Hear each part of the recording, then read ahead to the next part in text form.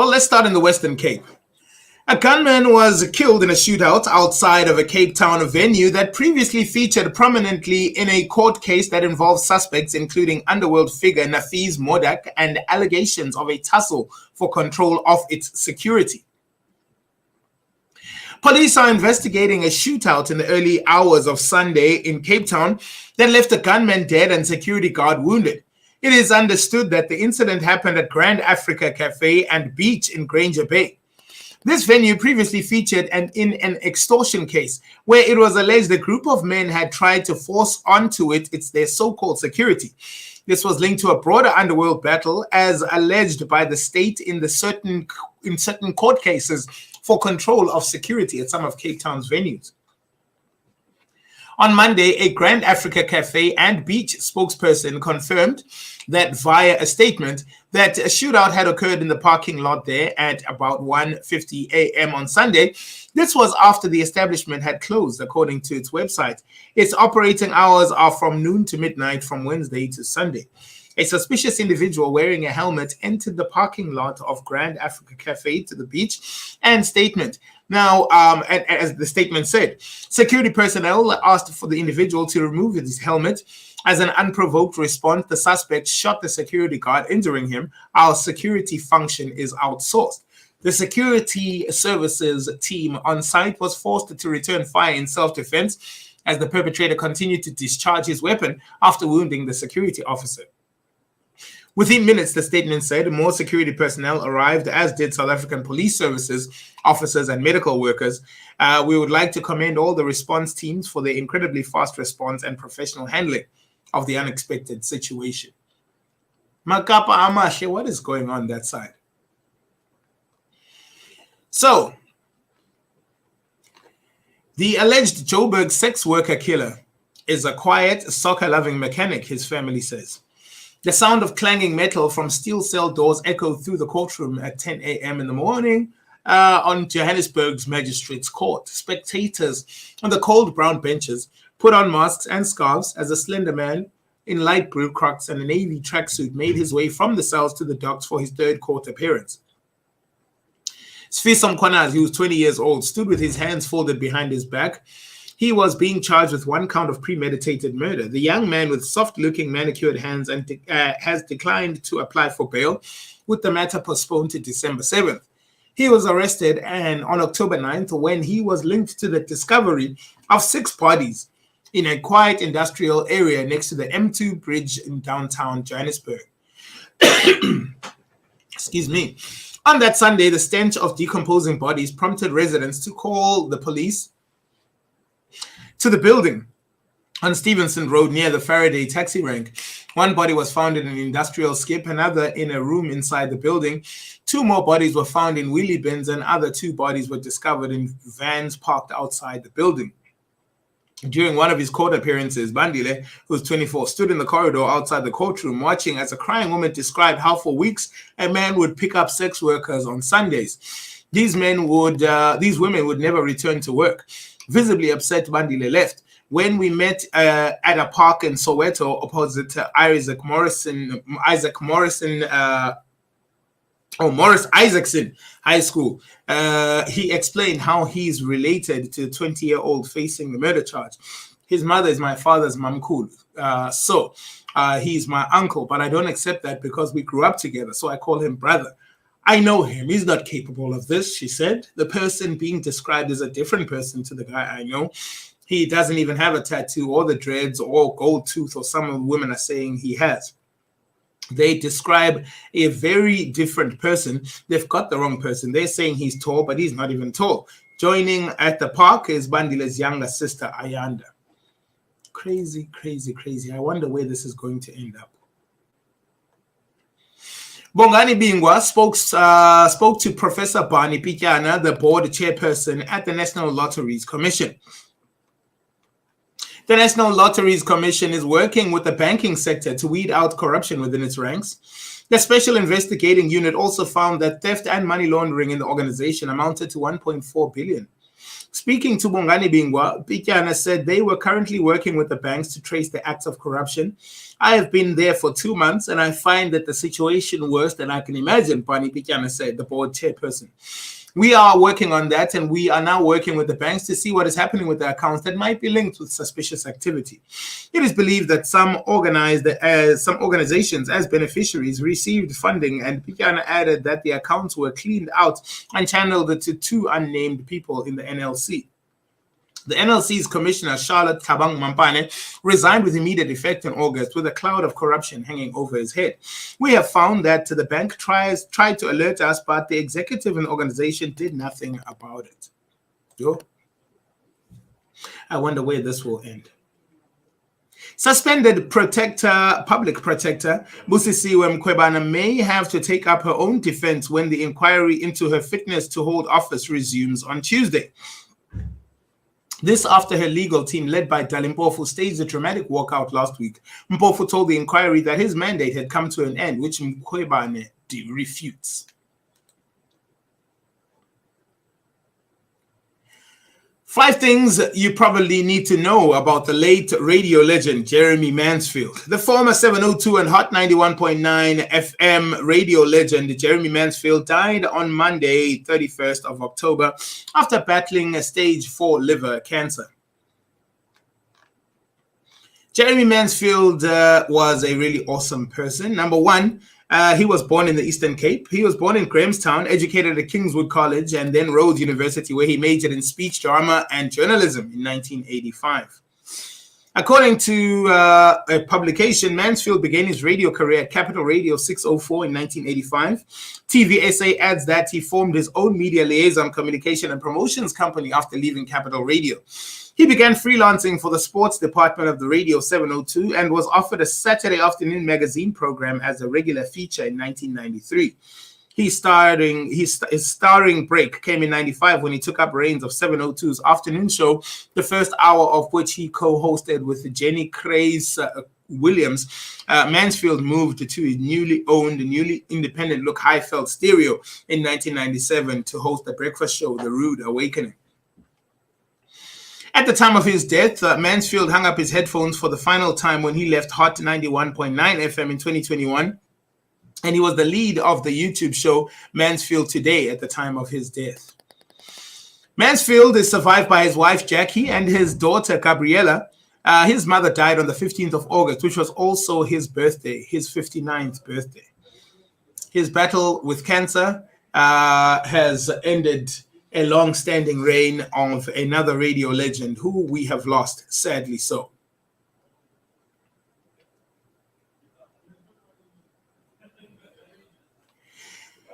Lesset Kivet interviews Dr. Mark Busin in an executive member of South African Reward Association.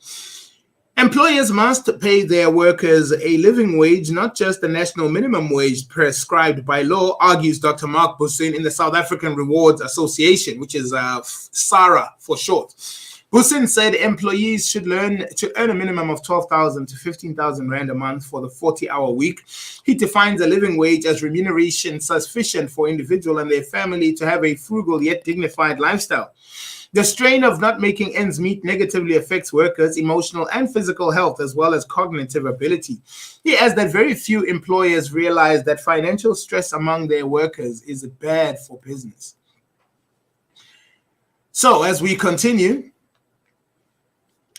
wow, a seasoned criminal investigator sensationally hung up while on SABC this morning after he took offense to the host's line of questioning. Paul O'Sullivan, who's currently digging through the Phala Phala case, found himself at loggerheads with anchor Sakina Kamwendo. On Sunday, it was reported that Paul O'Sullivan has identified a suspect accused of leaking information on the Phala Phala burglary, the property owned by Cyril Ramaphosa, the president of the Republic of South Africa.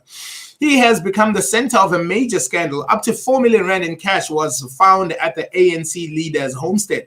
Major General Wally Road, who the head of Presidential Protection Services, has been accused of supplying Arthur Fraser with false evidence. It was Fraser, of course, who registered a criminal complaint against the president. Right there in your backyard. Now for fun part. O'Sullivan was summoned to discuss his findings on air. His morning live appearance, however, did not go according to plan. found himself arguing with Sakina Kamwendo, accusing her of giving him dodgy questions. The host expertly challenged her guest on his knowledge of Mr. Roda when she suggested he may not have known that the Major General worked for Ramaphosa. He went off. Here's what the investigator said live on air. I had no idea Roda worked for Ramaphosa. That wasn't my business. Excuse me. Who do you think you are talking to? Are you trying to implicate me? If that's what you want, carry on. We will not carry on this discussion. Let me make it clear to you. He then hung up the phone. Hey, my daughter. To more serious matters, Lester Kivitt interviews Andre Thomason, the professor emeritus for the international law at the University of South Africa. This is in line with the Hawks and the American government and the purported terror threat that was hanging over Santon's head, apparently. This weekend passed without any terror attacks in Sandton, despite a warning by the U.S. Embassy to its citizens. The alert left South African authorities red-faced, saying they had received no evidence of an imminent attack and blaming the United States for breaking protocol. Nevertheless, there was a huge police presence at the Pride March and the other high-profile events. Despite the uneventful weekend, South Africa's intelligence services must not rest on their laurels, warned Jasmine Opperman.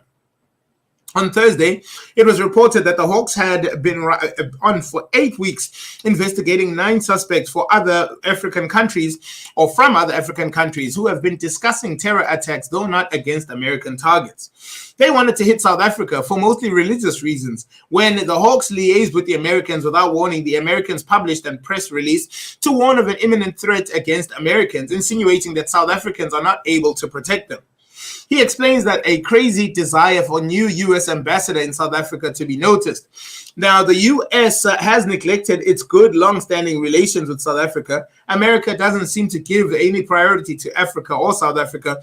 We don't have good political exchange, according to the experts. 26 minutes now before 10 a.m. Rand Water has refuted claims made by Joburg Mayor Mpho Phalatse, suggesting that the utility had failed to maintain its water infrastructure.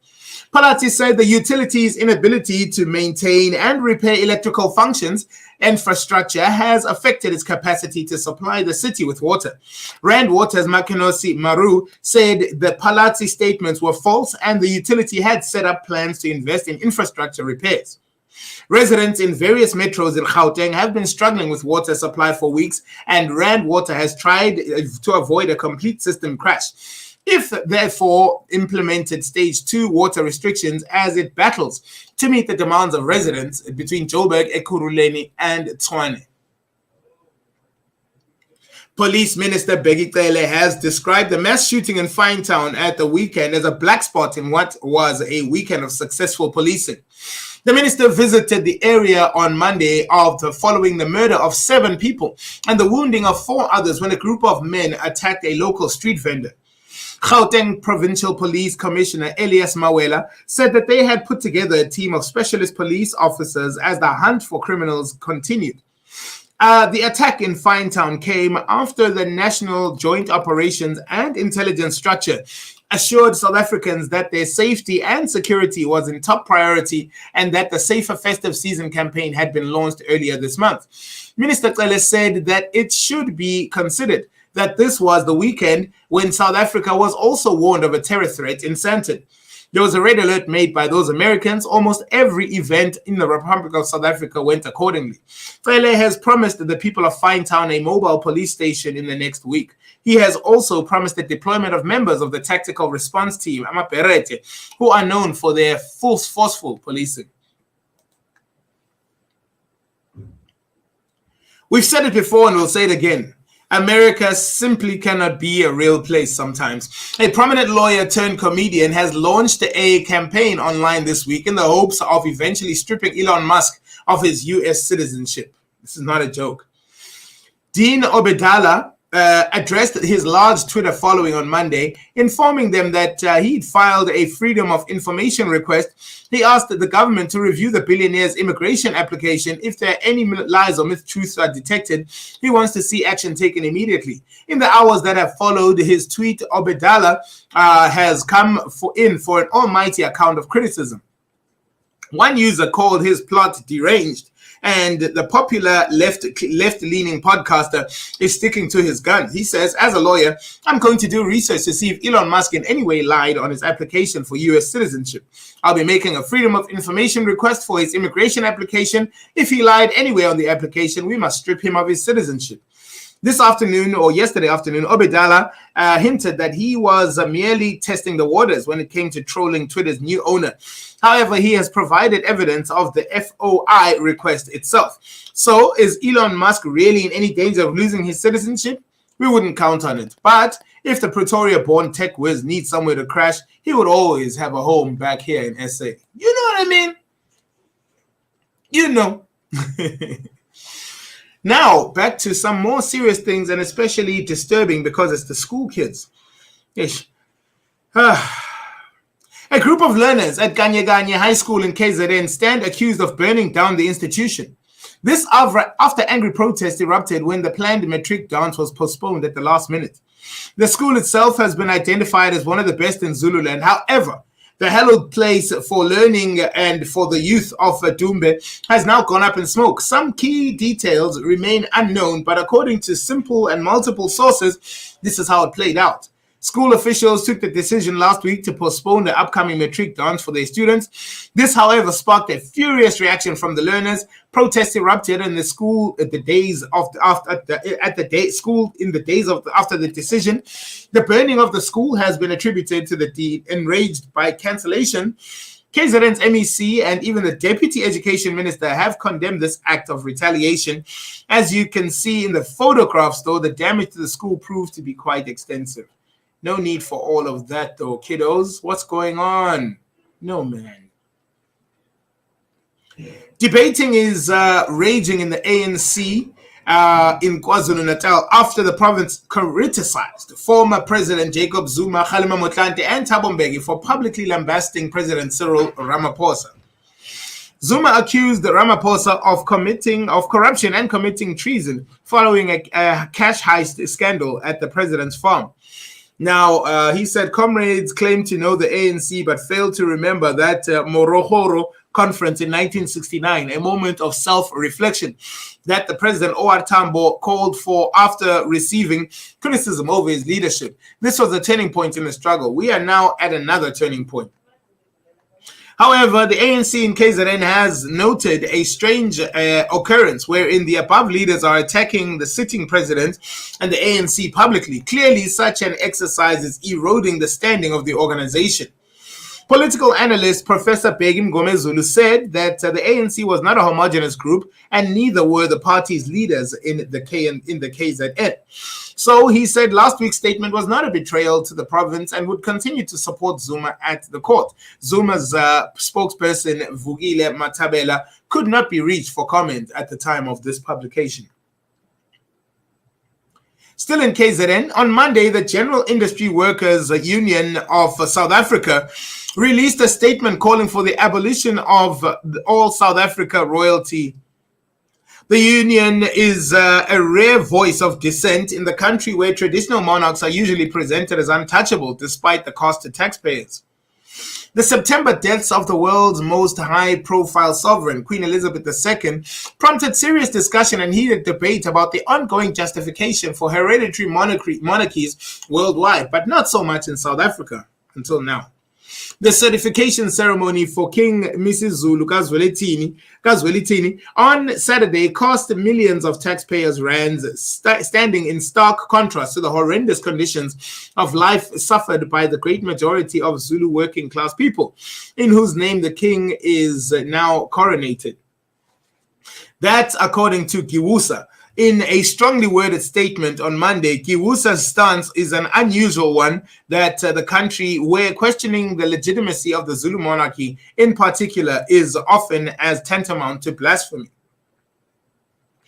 In Kiwusa's statement on Monday, the unit describes it as shocking but not surprising that not only the governing ANC but the entire political spectrum of the ruling class, from the left wing to the right wing neoliberal opposition, supports the granting of public funds to obsolete parasites like the Zulu royal family.